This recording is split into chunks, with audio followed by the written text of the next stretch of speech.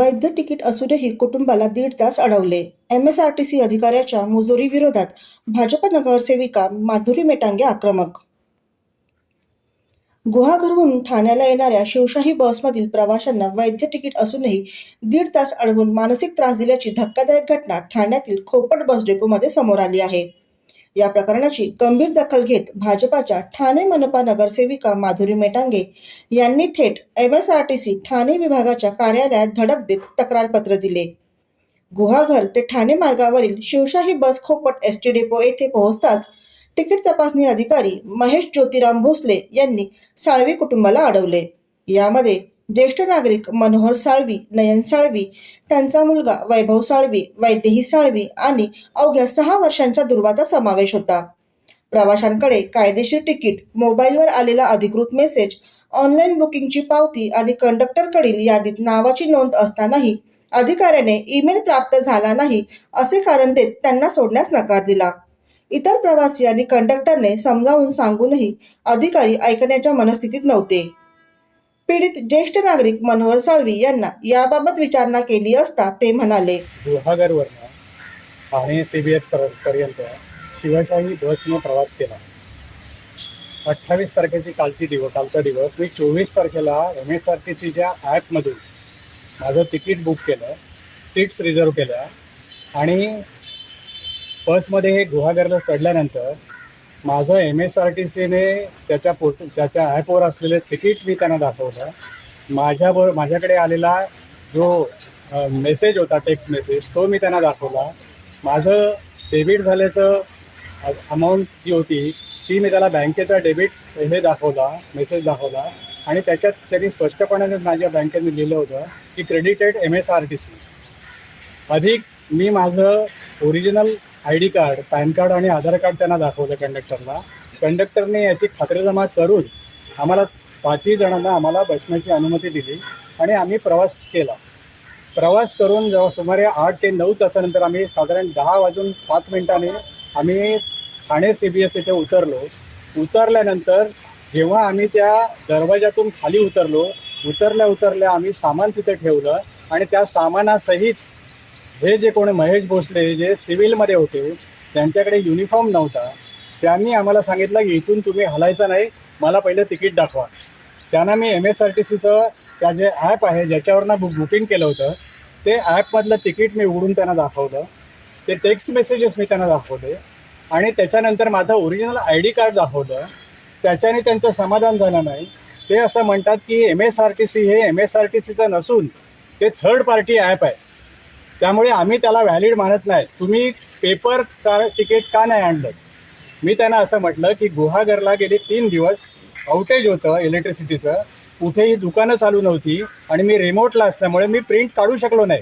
आणि जर सरकार म्हणते की डिजिटलायझेशन करा, तर तुम्ही डिजिटलायझेशन मान्य न करता तुम्ही पेपरवरच परत का येत आहे? असं करून तेही त्यांनी ऐकलं नाही माझं. पूर्णपणे मला माझ्या कुटुंबाला, म्हणजे जे आम्ही पेशंट आहोत दोघेही, माझी एक लहान नात आहे ती रडत होती. असं करून साधारण 10:50 ते 10 म्हणजे 11 वाजेपर्यंत आम्हाला त्यांनी डिटेन करून ठेवलं रस्त्यावर. त्यासोबत त्यांचे जे विभागीय कंट्रोलर होते ते त्या ठिकाणी आले आणि त्यांनी सांगितलं असं की हे तिकीट बरोबर आहे. तरी देखील त्यांनी मानलं नाही या महेश भोसलेने. आणि मग ते म्हणाले की तुम्हाला काय पाहिजे याच्यातलं? ते मी म्हटलं कसं आहे की बघा, आम्हाला निष्कारण तुम्ही डांबून ठेवलं आहे की तुम्हाला वाटत असेल, या महेश भोसलेंना जर वाटत असेल की मी विदाऊट तिकीट आलो आहे, तर तुमची जी काही पेनल्टी असेल, अधिक चार्जेस असतील, ते मी आत्ताच्या आत्ता इथे भरायला तयार आहे. मग त्याच्यावर काय कारवाई कशी करायची, ॲक्शन करायची ते मी नंतर बघेन, पण मला पहिल्यांदा घरी जाऊ द्या. पण तेही त्यांनी ऐकलं नाही. त्यांनी अतिशय अरेराव्याने भाषा केली. माझ्या मदतीला त्या बसचे जे कंडक्टर होते त्या ठिकाणी आले. त्यांनी सांगितलं, साहेब यांच्याकडे व्हॅलिड सगळे ID कार्ड आहे, तिकीट आहे, माझ्या मेमोमध्ये त्यांचं नाव आहे त्या 5ही पॅसेंजरचं, तुम्ही का ऐकत नाही? तर त्या महेश भोसलेने त्या कंडक्टरला अरेरावी केली आणि त्यांना धक्काबुक्की केली.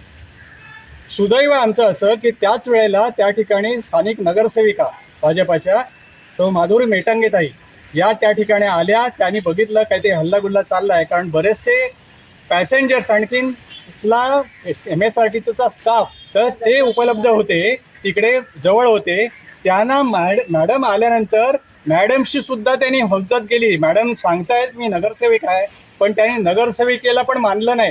त्यांनी त्यांच्याशी पण उद्धटपणे वागले. ते स्वतःचा ID कार्ड द्यायला तयार नव्हते, त्यांचं नाव सांगायला तयार नव्हते. एवढं करून मॅडममुळे आम्ही घरी उशिरा का होईना पण मनस्ताप सहन करून आम्ही घरी पोहोचलो. या घटनेची माहिती मिळताच नगरसेविका माधुरी मेटांगे यांनी तत्काळ MSRTC ठाणे विभागाच्या विभाग नियंत्रकाची भेट घेण्याचा प्रयत्न केला. मात्र नियंत्रक जागेवर हजर नसल्याने त्यांनी उपस्थित असलेल्या दुसऱ्या अधिकाऱ्याकडे लेखी तक्रारपत्र सुपूर्द केले. पत्रात त्यांनी म्हटले आहे, ज्येष्ठ नागरिक आणि लहान मुलीला 1.5 तास अडवून ठेवणे हा अमानुष प्रकार आहे. अशा घटनांमुळे सामान्य प्रवाशांचा ST महामंडळावरील विश्वास उडेल. संबंधित अधिकाऱ्यावर तात्काळ प्रशासकीय आणि शिस्तभंगाची कारवाई करावी. MSRTCच्या प्रतिमेला धक्का पोहोचवणाऱ्या या प्रकाराची सखोल चौकशी करून दोषींवर कारवाई करण्याची मागणी जोर धरू लागली आहे. तसेच भविष्यात कोणत्याही प्रवाशाला असा मनस्ताप सहन करावा लागू नये यासाठी अधिकाऱ्यांना स्पष्ट मार्गदर्शक सूचना देण्याची मागणीही नगरसेविका माधुरी मेटांगे यांनी केली आहे. एकीकडे माननीय पंतप्रधान मोदीजी, राज्याचे मुख्यमंत्री देवेंद्रजी फडणवीस साहेब आणि उपमुख्यमंत्री शिंदे साहेब हे सतत कार्यरत असतात की नागरिकांना सुविधा कशा पुरवल्या जाईल. परिवहन मंत्री आपले जे आहेत प्रताप सरनाईकजी हे सुद्धा सतत सांगत असतात की प्रवाशांशी चांगलं वागा, प्रेमाने बोला. कारण आपली जी परिवहन मंडळ आहे ते आपण सर्वजण जाणतो आहे की परिवहन मंडळ किती डबघाईला आलेलं आहे. जर ते तोट्यात चालत आहे तर हे जे अधिकारी ज्यांना दिलेलं आहे, ज्यांना खुर्ची मिळालेली आहे किंवा ज्यांना नेमलं आहे, यातले काही अधिकारी असं मी म्हणते, पण त्या काही अधिकाऱ्यांना असा समज द्यायला पाहिजे की तुम्ही नागरिकांशी, प्रवाशांशी कसं वागावं हे यांनी पहिले त्यांना समजावायला पाहिजे. कारण असं आहे की प्रवाशांची अडवणूक करण्यापेक्षा ते कसे सुटतील हे बघायला पाहिजे. मी काल जेव्हा तिथे पोहोचले मी बघितलं की 101 प्रवाशांचा मॉप होता आणि 101 प्रवासी त्यांच्याकडून बोलत होते. त्यांची वैध तिकीट होती. आता मी तुम्हाला दाखवते, ही 4ही नावं त्यांची लिगल अधिकृत यादीमध्ये कंडक्टरच्या आलेली होती. जर रेल्वेमध्ये एखादं साधं की आपलं म्हणजे पैसे जरी कटले असेल डेबिटनी, तिकीट नाही आलं तरी ती वैध ठरल्या जाते. आणि इथे तर सगळे प्रूफ होते. टेक्स्ट मेसेज त्यांनी दाखवला, ऑनलाईन पेमेंटचं दाखवलं, ऑनलाईन तिकीट दाखवली, तरी या माणसाचं समाधानच होत नव्हतं. काय तर जीमेल ID नाही आहे, जीमेल आला नाही आहे तुम्हाला. अरे समजा एखाद्या आजी नातवाने जर आजीला बसवलं, तिच्याकडे मोबाईल नाही, तर हा काय तिला दिवसभर घरी घेऊन बसेल का तिच्या त्याच्या? म्हणजे यांना अक्कल नावाची चीज नाही आहे. यांना कोणी बसवलं या पदावर हे माहिती नाही. आणि वरून म्हणतो त्या कंडक्टरला, तो इतका संवेदन, त्याला माहिती आहे माणूस की जपणारा कंडक्टर होता. त्याला म्हणतो की मी तुला बघून घेईल, मी तुझी नोकरीची वाट लावेल, कारण मी इथला लाईनमन आहे. म्हणजे हे फक्त अडवणूक करायसाठी लाईनमन बनलेले आहेत का? लाईन चेकिंग आहे का? सरप्राईज व्हिजिट आहे. आणि त्याला विचारलं तुझं हे नाही आहे, युनिफॉर्म नाही आहे. काही प्रवाशांनी विचारलं तर म्हणतो की मला युनिफॉर्मची गरज नाही आहे, मी सरप्राईज व्हिजिट करणार आहे. तर सरप्राईज व्हिजिट द्यायची असेल तर आता मी सुद्धा सरप्राईज व्हिजिट देणार आहे. यांच्या वॉशरूम कसे आहेत, यांच्या मुताऱ्या कशा आहेत, लेडीजला वॉशरूम नाही आहे, एवढं घाण केलेलं आहे तिथे. आता खोपट आगार बघा किंवा कोणताही बंधन आगार बघा, सगळीकडचे डेपो कुठले व्यवस्थित आहे. विमानतळ असतात असे डेपो पाहिजे आहे, तेव्हा कुठे डेपोमध्ये प्रवासी आहे का? गरिबांनी चांगला प्रवास करू नये? जर आमच्या मागण्या या जर आवडत नसेल तर यांनी डेपो सगळे बंद करून टाकावे, परिवहन बंद करून टाकावं. जर प्रवाशांना त्रास होतो आहे, किती चुकीची गोष्ट आहे. आम्ही पण सरप्राईज व्हिजिट करू आता. जर याच्या पुढे आम्ही पण करणारच आहोत यांच्या अशा सरप्राईज व्हिजिट. मागणी ही करणार आहे की हा जो महेश भोसले आहे, हा जो धमक्या देतो की भोर कोणीतरी भोर आहे, त्याचे मी 500 हे बुकिंग करून देतो, हे करतो ते करतो. हे एजंटची कामं करतात का? जर परिवहनमध्ये असून हे कोणाचे तरी एजंट बनतात का? हा माझा पहिला प्रश्न आहे. दुसरा प्रश्न म्हणजे या माणसाला चांगली समज होण्यासाठी जर हा अडवणूक करणार आहे, याला जर रूल्स अँड रेग्युलेशन जर समजत नसेल, तिकीट कशी असते, कोणता प्रूफ घ्यायचा हे याला समजत नसेल, तर याला त्या पदावरून काढून चपराशी पदावर नेमावे अशी माझी मागणी आहे. आणि प्रत्येक अधिकाऱ्याने समज द्यायला पाहिजे की तुम्ही प्रवाशांशी किती चांगलं बोलायला पाहिजे. त्यांची माणुसकी, एक तर ते थकून आलेले असतात, त्यानंतर त्यांना उलट तर तुम्ही त्यांच्याशी चांगलं बोलून त्यांना भावनिक आधार द्यायला पाहिजे. तो सोडून तुम्ही त्यांची अडवणूक करत होतात. काल 101 प्रवाशांचा मॉप होता तिथे. वैध तिकीट असूनही होणाऱ्या अशा त्रासामुळे प्रवाशांमध्ये तीव्र संताप व्यक्त होत आहे. ब्युरो रिपोर्ट, जनादेश. आपली माणसं, आपला देश. पाहत रहा जनादेश. ठाणेकर भिवंडीकरांचे मेट्रो स्वप्न होणार साकार. डिसेंबर अखेर धावणार ठाणे ते धामणकर नाका मेट्रो.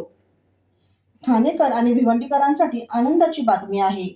मुंबई महानगर प्रदेश विकास प्राधिकरणाच्या मेट्रो 5 मार्गिकेतील पहिला टप्पा आता अंतिम टप्प्यात आला असून डिसेंबर 2026 अखेर ठाणे ते धामणकर नाका दरम्यान मेट्रो सेवा सुरू होणार आहे. मेट्रो 5च्या ठाणे ते धामणकर नाका या 11.9 किलोमीटरच्या पहिल्या टप्प्याचे बांधकाम जवळपास पूर्ण झाले आहे. MMRDA कडून येत्या काही दिवसात 100% काम पूर्ण करून मेट्रो रेल्वे सुरक्षा आयुक्त दिल्ली यांच्या पथकाला पाचारण केले जाणार आहे. CMRS पथकाकडून सुरक्षा चाचण्या घेतल्या जातील. चाचण्या यशस्वी झाल्यानंतर सुरक्षा प्रमाणपत्र मिळताच वर्षाअखेरीस या टप्प्याचे संचालन सुरू केले जाईल. या टप्प्यासाठी अंदाजे रुपये 6,741 कोटी खर्च झाला आहे. हा टप्पा सेवेत दाखल झाल्यास प्रवाशांना बाळकुम नाका, कशेळी, काल्हेर, पूर्णा, अंजूर फाटा आणि धामणकर नाका या 6 स्थानकांवरून प्रवास करता येणार आहे. यामुळे ठाणे भिवंडी दरम्यानच्या वाहतूक कोंडीतून मोठा दिलासा मिळणार असून प्रवास जलद आणि आरामदायी होईल. दरम्यान MMRDAने मेट्रो 5च्या आराखड्यात मोठा बदल केला असून आता ही मार्गिका उल्हासनगरपर्यंत वाढविण्यात आली आहे. त्यामुळे एकूण लांबी 34.21 किलोमीटर झाली आहे. ठाणे धामणकर नाका 11.9 किलोमीटर अंतिम टप्प्यात आहे. धामणकर नाका दुर्गाडी 10.48 किलोमीटर लवकरच काम सुरू होणार आहे. दुर्गाडी, खडकपाडा, भोईरवाडी, कल्याण, उल्हासनगर नवीन विस्तार होणार. टप्पा 1 सुरू झाल्यानंतर गारेगावचा त्रास वाचून ठाणे भिवंडी प्रवास काही मिनिटात शक्य होणार आहे. ब्युरो रिपोर्ट, जनादेश. आपली माणसं, आपला देश. पाहत रहा जनादेश. परिवहन मंत्र्यांच्याच ठाण्यात एसटी डेपोची दुरावस्था. उबाटा शिवसेना आक्रमक. 15 दिवसात सुधारणा न झाल्यास आंदोलनाचा इशारा. महाराष्ट्र राज्याच्या परिवहन मंत्र्यांच्या मतदारसंघातील ठाणे एसटी डेपोच्या दयनीय अवस्थेवरून शिवसेना उद्धव बाळासाहेब ठाकरे पक्षाने प्रशासनाला धारेवर धरले आहे. डेपोची इमारत जीर्ण झाली असून गळके छत, तुटलेले फलाट, खड्डेमय आगार व अस्वच्छतेमुळे प्रवाशांचे प्रचंड हाल होत असल्याचा आरोप शिवसेनेने केला आहे. येत्या 15 दिवसात सुधारणा न झाल्यास जोरदार आंदोलन छेडण्याचा इशाराही देण्यात आला. शिवसेना नेते व माजी खासदार राजन विचारे आणि जिल्हा प्रमुख केदार दिघे यांच्या नेतृत्वाखाली ठाणे स्टेशन येथील डेपोची पाहणी करण्यात आली. पाहणी दरम्यान डेपो आवारात दारूच्या बाटल्यांचा खच आढळून आला. महिला शौचालयात बेकायदेशीरपणे पैसे घेत जात असल्याचे निदर्शनास येताच विचारे यांनी तत्काळ वसुली बंद करण्याचे आदेश अधिकाऱ्यांना दिले. ज्येष्ठ नागरिकांना स्मार्ट कार्डसाठी तासनतास रांगेत उभे करून 200 रुपये उकळले जात असल्याबद्दल त्यांनी तीव्र संताप व्यक्त केला. पंतप्रधान सार्वजनिक वाहतूक वापरण्याचे आवाहन करतात, पण परिवहन मंत्र्यांना टेस्लासाठी इलेक्ट्रिक वाहन खरेदीसाठी वेळ आहे, मात्र एसटी डेपोची दुरावस्था पाहण्यासाठी वेळ नाही, अशी टीका राजन विचारे यांनी केली. देशाच्या पंतप्रधानांनी सांगितलं की या ज्या सार्वजनिक वाहतूक आहे ती वापरा. उदाहरणार्थ रेल्वे असेल, रेल्वेची दरवाढ झालेली आहे, ते कमी करत नाहीत. कालच मी बघितलं CNG कुठेतरी त्या विदर्भामध्ये त्याचं वाटप झालं. ठाण्यामध्ये सुद्धा CNG बसेस आल्या, परंतु आज कालच CNGचे रेट सुद्धा वाढले. आणि तुम्ही बघितलं असेल जर पेट्रोलच्या दराची जी मूळ किंमत आहे त्याच्यापेक्षा GST असेल किंवा इतर टॅक्सेशन असेल हे गव्हर्नमेंट किंवा केंद्राकडे जातात. त्यातले जर पैसे मला वाटतं हे करून ह्या प्रवाशांना जर सुविधा देण्याचा प्रयत्न केला तर मला वाटतं नक्की त्यातून मार्ग निघेल. परंतु त्यांना मार्ग काढायचा नाही, कारण त्यांना दौरे करायचे, हे सर्व पैशाची उधळपट्टी करायची. त्यामुळे सर्वसामान्य नागरिकांसाठी त्यांना वेळ नाही आणि सर्वसामान्यांना दिलासा देणारा जे काही निर्णय आहेत ते घेण्यासाठी सुद्धा त्यांच्याकडे वेळ नाही. आणि म्हणून हे सरकारला मला वाटतं खाली खेचण्याची गरज आहे. खोपट येथील भूखंड क्रमांक 441 व 438 वरील बांधकामासाठी बिल्डरच्या नावे CC दिल्याची कागदपत्रे त्यांनी सादर केली. मात्र अधिकारी त्याबाबत अनभिज्ञ असल्याचे समोर आले. मंत्र्यांनी आलिशान गाड्यांचे चोचले बंद करून सामान्यांप्रमाणे एसटी लोकलने प्रवास करावा. जोपर्यंत ते एसी गाड्यांमधून बाहेर पडत नाहीत तोपर्यंत सामान्यांचे हाल कळणार नाहीत, असा घणाघात जिल्हा प्रमुख केदार दिघे यांनी केला. मला वाटतं या बस हा जवळजवळ मला वाटतं 60 ते 70 वर्षापूर्वी बांधलेला आहे. म्हणजे आम्ही त्यावेळेला लहानपणी शाळेत जायचो तेव्हा ते मला वाटतं त्यावेळेचं बांधकाम. आणि तुम्ही बघितलं त्यानंतर एक पैशाची सुविधा त्या ठिकाणी दिलेली नाही. आज तुम्ही बघितलं तर ठाणे जिल्ह्यामध्ये जेवढे एसटीचे हे आहेत, बाबा आदम जमान्यापासून फक्त चे सर्व बस स्थानक आहेत, त्यांना कुठलीही सुविधा नाही, पिण्याच्या पाण्याची सुविधा नाही. त्या ठिकाणी जे टॉयलेट आहेत महिलांना मोफत त्या ठिकाणी हे आहे. आणि त्या ठिकाणी तो कॉन्ट्रॅक्टर जे स्वच्छतागृह आहे त्या ह्याच्यामधला कॉन्ट्रॅक्टर महिलांकडून पैसे घेतो आणि हे झोपलेले आहेत इथले मॅनेजर. आज इकडची अवस्था बघितली, ज्येष्ठ नागरिकांकडून 200 रुपये घेतले जातात 500. आणि ते ऍक्च्युली तसं बघितलं तर फ्री आहे. तुम्ही ऑनलाईन करा ना. तुम्ही मला जर हे जमत नसेल तर किती वेळ लागतो त्याला. आधार कार्डची प्रोसिजर पण तुम्हाला माहिती आहे. आधार कार्ड आपल्याला 2 ते 3 दिवसामध्ये आधार कार्ड मिळू शकतो. 3 महिने झाले त्या ठिकाणी त्या नागरिक लाईन लावून तिथे उभे आहेत. तिथे पिण्याच्या पाण्याची सोय नाही, बसायची सोय नाही, पंख्याची सोय नाही, तिथे टॉयलेट नाहीये. आणि अशा अवस्थेमध्ये आज हा एसटी महामंडळाचा जो कारभार चालू आहे, या ठिकाणी आपल्याकडे तुम्हाला माहिती असेल आपल्याकडे 2 मंत्री आहेत. एक तर मुख्यमंत्री होते, दुसरे इथले परिवहनचे मंत्री आहेत.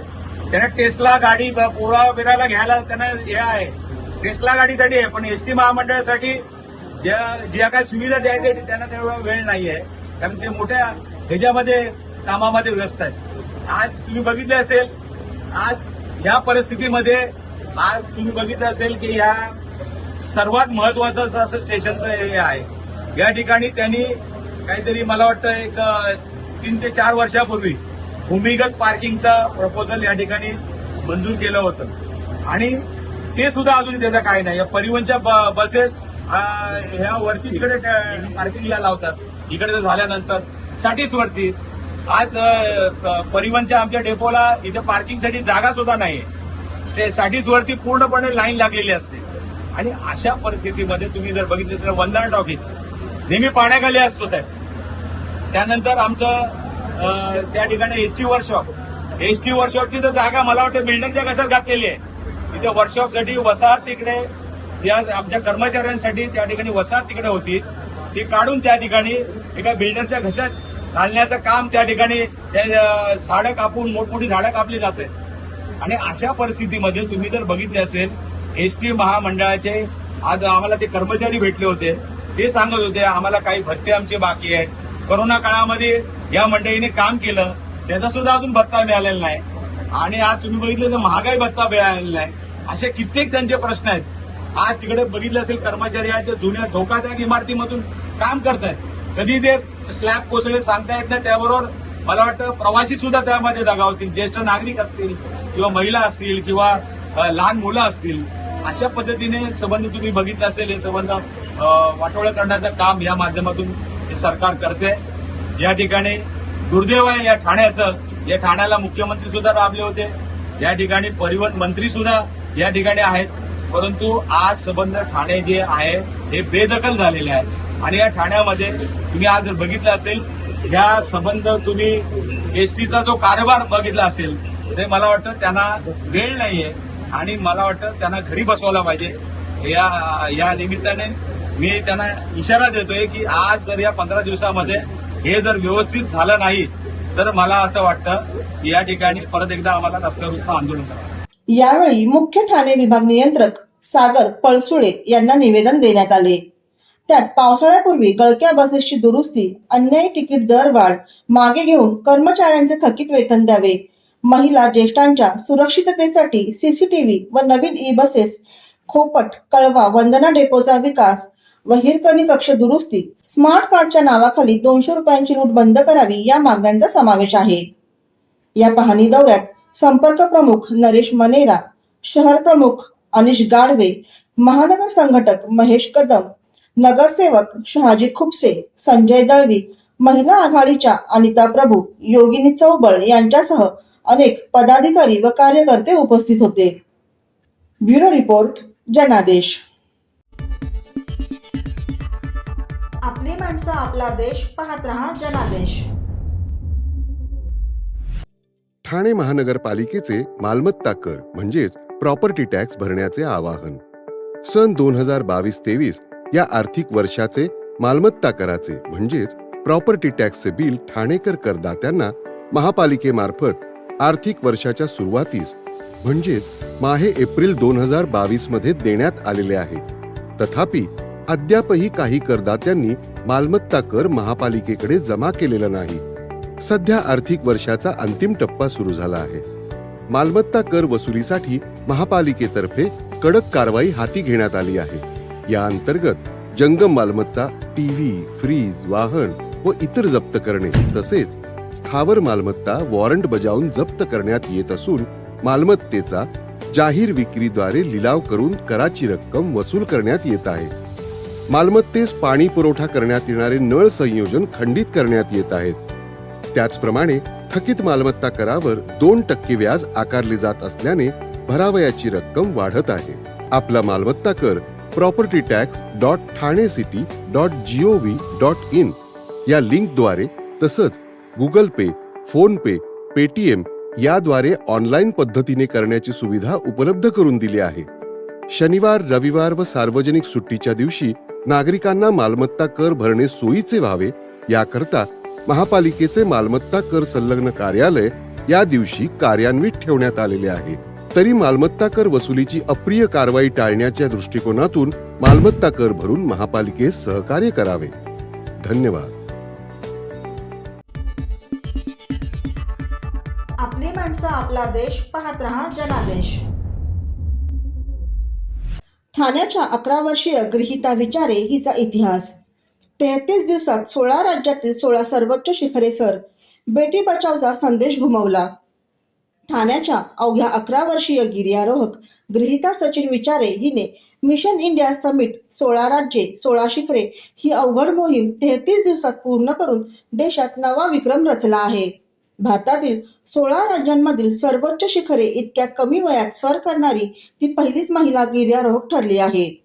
गृहीताने 23 एप्रिल 2025 रोजी महाराष्ट्रातील कळसुबाई शिखर सर करून या मोहिमेची सुरुवात केली. त्यानंतर 25 मे 2025 रोजी गुजरातमधील गिरनार शिखर सर करून तिने मोहिमेची सांगता केली. या 33 दिवसांच्या प्रवासात तिने 15 वेळा विमानाने 9141 किलोमीटर, रस्त्याने 5480 किलोमीटर, रेल्वेने 618 किलोमीटर प्रवास केला आणि एकूण 130 किलोमीटर पायी ट्रेकिंग केले.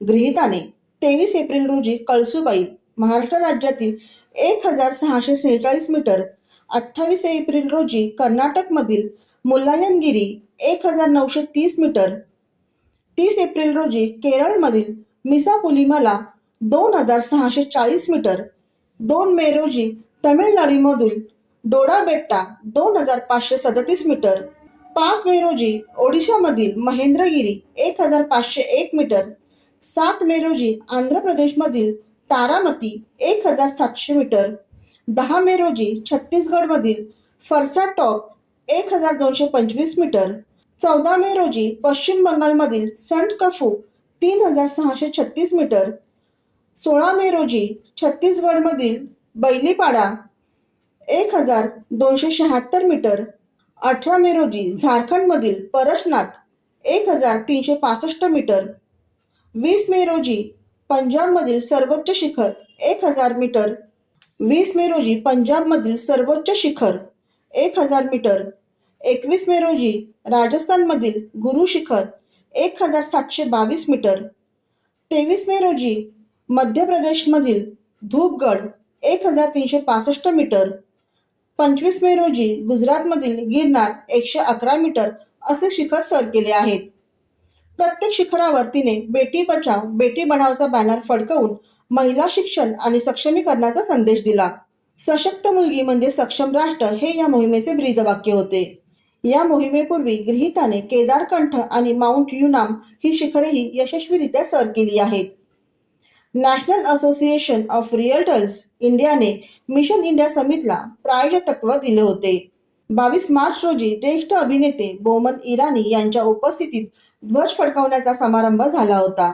गृहीताला 16 राज्यातील शिखरे 33 दिवसात सर करणारी सर्वात युवा महिला गिर्यारोहक हा तिच्या नावावर राष्ट्रीय विक्रम नोंदविला आहे. गृहीताच्या या धाडसी कामगिरीचे सर्व स्तरातून कौतुक होत असून ती अनेक तरुणींसाठी प्रेरणास्थान ठरली आहे. ब्युरो रिपोर्ट, जनादेश. आपली माणसं, आपला देश. पाहत रहा जनादेश. प्रमोद सांगोळे यांची MCCIA ठाणे गव्हर्निंग काउन्सिलवर बिनविरोध निवड. कौशल्य विकासाला मिळणार नवी दिशा. उद्योग, कौशल्य विकास व सामाजिक क्षेत्रात आपल्या कार्याचा ठसा उमटवणारे उद्योजक आणि समाजसेवक प्रमोद जंगनजी सांगोळे यांची Maharashtra chamber of commerce, industry and agricultural यांच्या ठाणे गव्हर्निंग काउन्सिल सदस्यपदी बिनविरोध निवड झाली आहे. या निवडीमुळे ठाणे जिल्ह्यातील उद्योग, शिक्षण आणि कौशल्य विकास क्षेत्रात उत्साहाचे वातावरण निर्माण झाले आहे.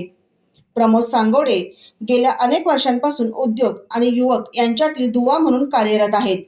अकुशल व बेरोजगार युवकांना मुख्य प्रवाहात आणण्यासाठी त्यांनी कौशल्य प्रशिक्षण, अप्रेंटिसशिप आणि थेट रोजगाराच्या संधी उपलब्ध करून दिल्या. त्यांच्या या उपक्रमांमुळे हजारो तरुणांच्या जीवनात आर्थिक स्थैर्य आणि सकारात्मक बदल घडून आला आहे. कौशल्याधारित रोजगार निर्मिती हे त्यांच्या कामाचे मुख्य सूत्र राहिले आहे. या निवडीच्या पार्श्वभूमीवर उद्योग विकास कौशल्य परिषदेने सांगोळे यांचा विशेष सत्कार केला. यावेळी परिषदेच्या पदाधिकाऱ्यांनी त्यांच्या सामाजिक, औद्योगिक व कौशल्य विकास क्षेत्रातील भरीव योगदानाचा गौरव केला. परिषदेकडून सांगण्यात आले, सांगोळे यांचे नेतृत्व आणि अनुभव ठाणे जिल्ह्यातील MSME, स्टार्टअप आणि मोठ्या उद्योगांसाठी अत्यंत प्रेरणादायी ठरेल. उद्योगांना कुशल मनुष्यबळ आणि युवकांना योग्य संधी मिळवून देण्यासाठी त्यांची भूमिका महत्त्वाची असेल. त्यांच्या माध्यमातून स्किल्ड ठाणे, सक्षम ठाणे या संकल्पनेला बळ मिळेल. या सत्कार समारंभाला ठाणे जिल्ह्यातील विविध उद्योग क्षेत्रातील मान्यवर, सामाजिक कार्यकर्ते, उद्योजक, शैक्षणिक संस्थांचे प्रतिनिधी आणि कौशल्य विकास क्षेत्रातील तज्ज्ञ मोठ्या संख्येने उपस्थित होते. उपस्थितांनी सांगोळे यांच्या निवडीचे स्वागत करत ठाण्याच्या औद्योगिक व सामाजिक विकासासाठी त्यांच्याकडून मोठ्या अपेक्षा व्यक्त केल्या. महाराष्ट्र चेंबर ऑफ कॉमर्स ही राज्यातील सर्वात जुनी आणि प्रतिष्ठित औद्योगिक संस्था आहे.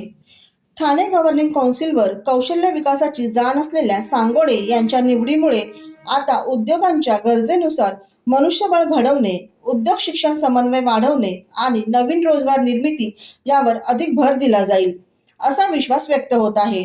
प्रमोद सांगोळे यांच्या या निवडीमुळे ठाणे जिल्ह्याच्या औद्योगिक विकासाला आणि युवकांच्या सक्षमीकरणाला नवी गती मिळेल अशी आशा सर्व स्तरातून व्यक्त होत आहे. ब्युरो रिपोर्ट, जनादेश.